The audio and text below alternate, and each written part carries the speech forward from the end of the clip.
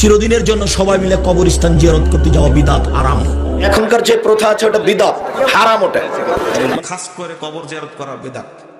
ঈদের দিন জুমার দিন খাস করে কবর জিয়ারত করা কি? আসসালামু আলাইকুম ওয়া রাহমাতুল্লাহ। প্রিয় দর্শক শ্রোতা, আশা করি সকলেই অনেক অনেক ভালো আছেন। দর্শক, এক শ্রেণীর আলেমেরা বলতেছে কবর জিয়ারত করা জায়েজ নেই, আর এক শ্রেণীর আলেমেরা বলতেছে কবর জিয়ারত করা জায়েজ। দর্শক, আসলেই কি কবর জিয়ারত করা জায়েজ নেই নাকি জায়েজ আছে? আজকের এই ভিডিওটি এ বিষয় নিয়েই সাজানো হয়েছে। আজকের এই ভিডিওটি মনোযোগ সহকারে দেখলেই আপনারা সবকিছু ক্লিয়ার হয়ে যাবেন ইনশাআল্লাহ। এই ভিডিওটি প্রত্যেকটি মুসলিম ভাই এবং বোনদের অবশ্যই দেখা উচিত, তাই বলছি ভিডিওটি কেউ এড়িয়ে যাবেন না। তো দর্শক, এ বিষয়ের উপরে জনপ্রিয় প্রসিদ্ধ কয়েকজন আলেমের মুখ থেকে মতামত আমরা জানবো। এই আলেমদের মধ্য থেকে যাদের মতামত সহিহ কুরআন হাদিস এবং দলিল ভিত্তিক মনে হবে সেটি আপনারা আপনাদের বিবেক দিয়ে গ্রহণ করবেন। তো দর্শক, চলুন বিস্তারিত আলেমদের মুখ থেকে শুনে আসি। কবরের পাশে গিয়ে হাত তুলে দোয়া করবেন একাই, বাপ মায়ের জন্য নিজের জন্য করবেন। দোয়াটা গিয়ে পড়বেন আগে, আসসালামু আলাইকুম আহলাদ দিয়ারে মিনাল মুমিনিনা ওয়াল মুসলিমিনা ওয়া ইন্না ইনশাআল্লাহু বিকুম লালাহিকুনা নাসআলুল্লাহ লানা ওয়া লাকুম আল আফিয়া। আসসালামু আলাইকুম আহলাল কুবুর ইগফিরুল্লাহু লানা ওয়া আনতুম সালাফুনা বিল আসরে। এই দোয়া চলবে না, আপনার হুজুরের দোয়া চলে না। যেটা বললাম এটা প্রথমে বলবেন, তারপরে হাত উঠাবেন, ইসমে আজম পড়বেন, তারপরে দুরুদ পড়বেন। তারপরে যদি দোয়া জানাজার না থাকে, খালি বলবেন আল্লাহ আমার বাপকে ক্ষমা করো, আল্লাহ তুমি আমার বাপকে ক্ষমা করো।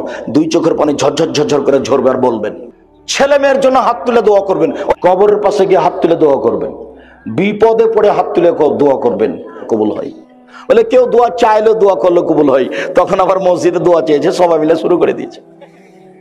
এটা আবার হবে না। মানুষের হিংসা খুব খারাপ জিনিস।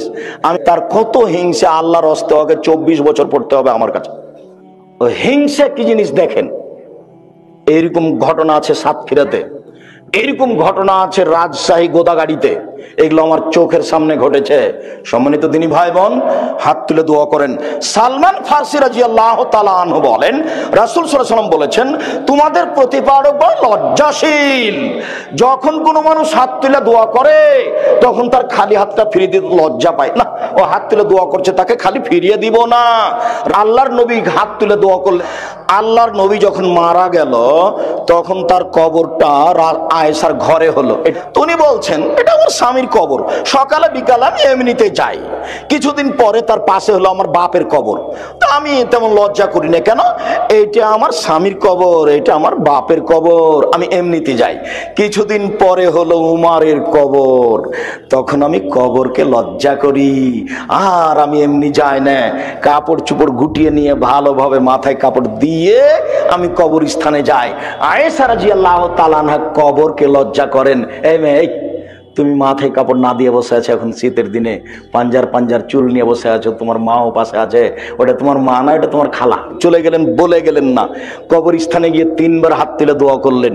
আমাদের দেশে কবরের চতুর্দিকে দাঁড়িয়ে হাত তুলে দোয়া করা বিদআত, হাত তুলে দোয়া করা বিদআত, হাত তুলে দোয়া করা এইভাবে বিদআত। কবরের চতুর্দিকে দাঁড়িয়ে সবাই মিলে হাত তুলে দোয়া করা বিদআত। ঈদের মাঠে সবাই মিলে হাত তুলে দোয়া করা বিদআত। সালাতের পরে সবাই মিলে হাত তুলে দোয়া করা বিদআত।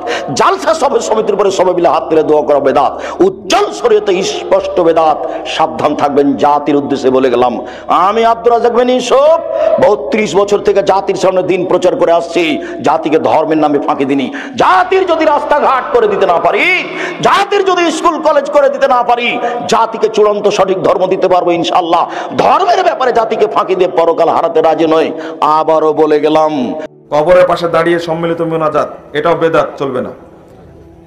খাস করে কবর জিয়ারত করা বেদাত। ঈদের দিন জুমার দিন খাস করে কবর জিয়ারত করা কি বেদাত। সকালে যাবেন, সন্ধ্যায় যাবেন, দুপুরে যাবেন, যে কোনো দিন যাবেন, এটা হলো কি সুন্নাহ। মনে থাকবে, কেবলামুখী হয়ে কবরমুখী হয়ে না, মনে থাকবে। গুলোতে যে অত্যাচার হলো, জিএমবি বলে স্বীকৃতি দিয়ে বছরের পর বছর জেল খাটালো, এতিমখানাগুলো বন্ধ করে দেওয়া হলো, শত শত এতিম পথে নেমে চলে গেল। আবার বলছেন আহলে হাদিসরা ইসলাম প্রতিষ্ঠা সহযোগিতা করে না। আপনারা করেন, আমরা থাকি। দেখুন, কবর জিয়ারত করা গুরুত্বপূর্ণ একটা ইবাদত, সওয়াবের কাজ। নবী সাল্লাল্লাহু আলাইহি ওয়াসাল্লাম বলেছেন, জুরুল কুবুর ফাইন্নাহা তুযাক্কিরুকুমুল আখিরাহ, বা নাহাইতুমুল কুবুর, একসময় তোমাদেরকে কবর জিয়ারত করতে আমি নিষেধ করেছি বিশেষ কারণে, এখন তোমরা ফাজুরুহাল আন, এখন তোমরা কবর জিয়ারত করো, ফাইন্নাহা তুযাক্কিরুকুমুল আখিরাহ, কারণ কবর জিয়ারত আখিরাতের কথা স্মরণ করায় দেয়। কবর জিয়ারত করলে কিসের কথা স্মরণ হয়? আখিরাতের। এজন্য কবর জিয়ারত করা সুন্নাত। কিন্তু কবর জিয়ারত এটার জন্য কোনো দলীয় রূপকে যদি কেউ আবশ্যক বানিয়ে নেয় সেটা বিদআত হতে পারে। হ্যাঁ, এমন হতে পারে যে কিছু লোক মসজিদ থেকে বের হয়েছে, পাশের কবরস্থান জিয়ারত করতে করতে কয়েকজন হয়ে গেছে, সবাই জিয়ারত করছে, তো দলীয় রূপ হয়ে গেছে অটোমেটিক, এটা হতে পারে, এটাতে অসুবিধা নেই। কিন্তু না, বের হতে হবে ইমাম সাহেবের নেতৃত্বে, ইমাম সাহেব পড়বেন, সবাই সাথে সাথে আমিন আমিন বলবেন। আমাদের দেশে বিশেষ করে এই সব অঞ্চলে, কুমিল্লা, নোয়াখালী, ফেনী, এই সাইডটাতে এবং দেশে অনেক এলাকাতে আছে, রমজান মাসে বিশেষ করে এটা হয় যে হুজুরে ঠিক করে, হুজুর মুসল্লিদের সবাইকে নিয়ে কবরস্থানে যায়, হুজুরের তালে তালে সবাই করে। না ভাই, এরকম কোনো নির্দেশনা কবর জিয়ারতের ক্ষেত্রে অন্তত দেওয়া হয় না, যেটা দলীয় ব্যাপার। নামাজের মধ্যে ইমাম সাহেবের নেতৃত্বে নামাজ পড়তে হবে, 5 ওয়াক্ত নামাজ, ঠিক আছে। কবর জিয়ারত এরকম দলীয় ভাবে বা দলবদ্ধ ভাবে করার জিনিস না, বরং এটা প্রত্যেকে ইন্ডিভিজুয়াল ভাবে করবে। ইন্ডিভিজুয়াল ভাবে করতে করতে দলীয় রূপ হয়ে গেল, সেটা হতে পারে। আবার কখনো এমন হলো যে একজন হয়তো অন্যরা কবরের দোয়া সালাম পেশ করবে কিভাবে জানে না, তিনি শিখাই দিলেন সবাইকে, এটা হতে পারে। কিন্তু এটা যদি নিয়মিত আমল হয় এবং এটা যদি সবসময় হয়, তাহলে সেক্ষেত্রে এটা বেদাতের দিকে পর্যবেসিত হতে পারে। কোন ইমাম সাহেবকে এই জন্য বাধ্য করা জায়েজ নাই। কবর জিয়ারত করা নফল আমল, ব্যক্তিগত আমল। ইমাম সাহেবকে যদি আপনি বাধ্য করেন, সে রাইট আপনাকে কে দিয়েছে যে আপনি ইমাম সাহেবকে বাধ্য করবেন, এটা জায়েজ নেই। নাসাই শরীফের 1214 নম্বর হাদিস, যারা রাসূলুল্লাহ সাল্লাল্লাহু আলাইহি ওয়াসাল্লাম কবর উম্মি, আল্লাহ নবী তার মায়ের কবর জিয়ারত করলেন। মায়ের কবর জিয়ারত করার পর আল্লাহ নবী সাহাবাদের দিকে তাকাইলেন, তাকায়া বললেন, নবী নিজে কান্না করলেন, ও আবকা মান হাওলা, সাহাবাদেরকে আল্লাহ নবী কান্না করাইলেন, সব কাঁদছে। সব শেষে নবী বললেন, জুরুল কুবুর, তোমরা কবর জিয়ারত করো, ফাইন্নাহা তুযাক্কিরুকুমুল মাউত, কবর জিয়ারত তোমাদেরকে মৃত্যুর কথা স্মরণ করায়া দিবে। কবর জিয়ারত করো। তাহলে বুঝলাম কবর জিয়ারত করা সুন্নত। বলেন, কবর জিয়ারত করা কি? এখন আপনি আপনার দাদার কবর জিয়ারত করতে গেলেন সুন্নত পালন করার জন্য, কবর জিয়ারত করলেন। কবর জিয়ারত করার সময় দাদার কবরের সামনে গিয়ে বললেন, আসসালামু আলাইকুম দারা কওমিন মুমিনিন, আসসালামু আলাইকুম দারা কওমিন মুমিনিন। আমাদের নবীজি এটাই বলতেন আর কি, আসসালামু আলাইকুম ইয়া আহলাল কুবুর, এটা বলা যায়। বাকি নবীজি মুসলিম শরীফের একটা বর্ণনা, আমার কাছে এটাই ভালো লাগে, আসসালামু আলাইকুম দারা কওমিন মুমিনিন ওয়া ইন্না ইনশাআল্লাহু বিকুম লাহিকুন। আচ্ছা, এই হাদিসটা বলে ফেলছি তো আরেকটু বলি। নবীজি এই হাদিসটা একদিন বলছে কবরস্থানে গিয়া, আতাল মাকবারা, কবরস্থানে গেছে, যাওয়ার পর বলছে, হে কবরবাসী ইমানদারগণ, তোমাদের উপর শান্তি বর্ষিত হোক। এই কথা বলার পর নবীজি বলেন, ইনশাআল্লাহ অচিরে আমরা তোমাদের সাথে সাক্ষাৎ করব। এরপর আল্লাহ নবী বললেন, আহা, আমি যদি আমার ভাইদেরকে দেখতাম, আমার মন চায় আমার ভাইদেরকে যদি আমি দেখতে পারতাম।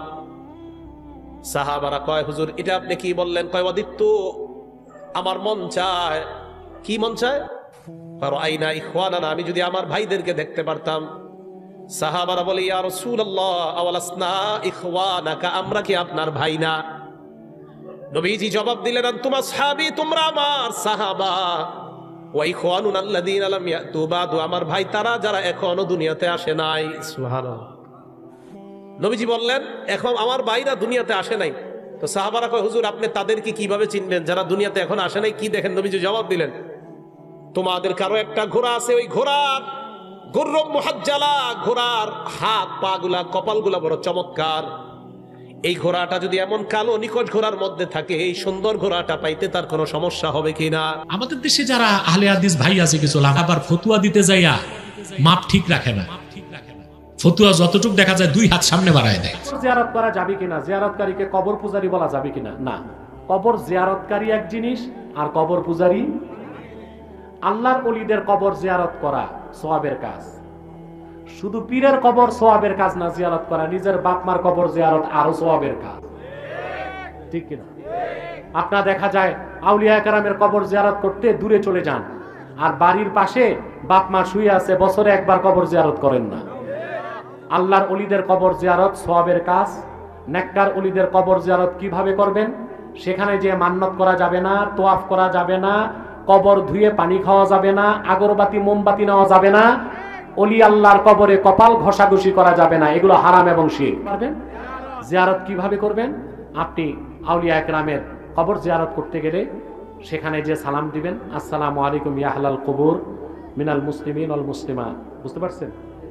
তারপরে ফতোয়া স্বামীতে এসছে ইয়াকরাউ আয়াতাল কুরসি মাররাতান ওয়াহিদা ওয়া সূরাতাল ইখলাস 11 মাররাত। আপনি একবার আয়াতুল কুরসি পড়বেন, 11 বার সূরা ইখলাস পড়বেন, তারপরে দরুদ সালাম পড়ে আপনি বলবেন, আল্লাহ যা কিছু পড়লাম তার সওয়াব আমার বাবা মার রুহে বা তোমার অলির রুহে পৌঁছে দাও। এর বাইরে আর কোনো কাজ করা যাবে না। এভাবে আমরা কবর জিয়ারত করি, এটাকে সওয়াবের কাজ মনে করি।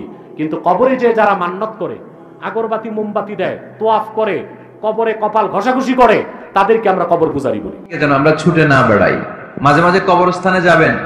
আল্লাহ রাসূল সাল্লাল্লাহু আলাইহি ওয়াসাল্লাম বলেছেন, নাহাইতুকুম আন জিয়ারাতিল কুবুর আলআনা ফাজুরুহা ফাইন্নাহা তুযাক্কিরুল আখিরাহ। একটা সময় ছিল যখন আমি তোমাদেরকে কবর জিয়ারত করতে নিষেধ করতাম, বলেছেন মুহাম্মদ সাল্লাল্লাহু আলাইহি ওয়াসাল্লাম। কিন্তু এখন নিষেধাজ্ঞা আমি প্রত্যাহার করে নিলাম। আল্লাহ রাসূল বললেন, এখন আর সমস্যা নাই, এখন যাও, কবরস্থানে যাবে, যে কবরবাসীদের সালাম দিবে, মাইয়িতদের জন্য দোয়া করবে, কি লাভ? ফাইন্নাহা তুযাক্কিরুল আখিরাহ। কবরে গেলে আখিরাত স্মরণ হয়, স্মরণ হয় না? আপনার আব্বার কবরে যদি যে দাঁড়ান, আপনার মনে পড়বে, আয়রে ওই তো 7 বছর আগে আব্বাকে এখানে কাফনের কাপড় দিয়ে পেঁচিয়ে রেখে গেছিলাম, সময়ের ব্যবধানে, কালের আবর্তনে আমার ছেলেটাও তো আমার এখানে রেখে যাবে। আপনার আব্বার কবরে যদি যে দাঁড়ান, আপনার মনে পড়বে, আয়রে ওই তো 7 বছর আগে আব্বাকে এখানে কাফনের কাপড় দিয়ে পেঁচিয়ে রেখে গেছিলাম। সম্মানিত দর্শক শ্রোতা, আশা করি পুরো ভিডিওটি দেখেছেন এবং আলেমেরা কি বলেছে আপনারা বুঝতে পেরেছেন। এই আলেমদের মধ্য থেকে যাদের মতামত সহিহ কুরআন হাদিস এবং দলিল ভিত্তিক মনে হবে, সেটি আপনারা আপনাদের বিবেক দিয়ে গ্রহণ করবেন। তো দর্শক, এই আলেমদের মধ্য থেকে কোন আলেমের মতামত আপনাদের কাছে সহিহ কুরআন হাদিস এবং দলিল ভিত্তিক মনে হয়েছে, আপনাদের মন্তব্য অবশ্যই কমেন্ট সেকশনে জানিয়ে দিবেন। তো দর্শক, ভিডিওটি এ পর্যন্তই। ভিডিওটি ভালো লাগলে লাইক এবং শেয়ার করে দিয়েন। আর হ্যাঁ, নিত্য নতুন ইসলামিক ভিডিও পেতে চ্যানেলটি সাবস্ক্রাইব করতে ভুলবেন না। ভালো থাকুন, সুস্থ থাকুন, এই দোয়া রইল। বেঁচে থাকলে দেখা হবে পরের ভিডিওতে। আল্লাহ হাফেজ।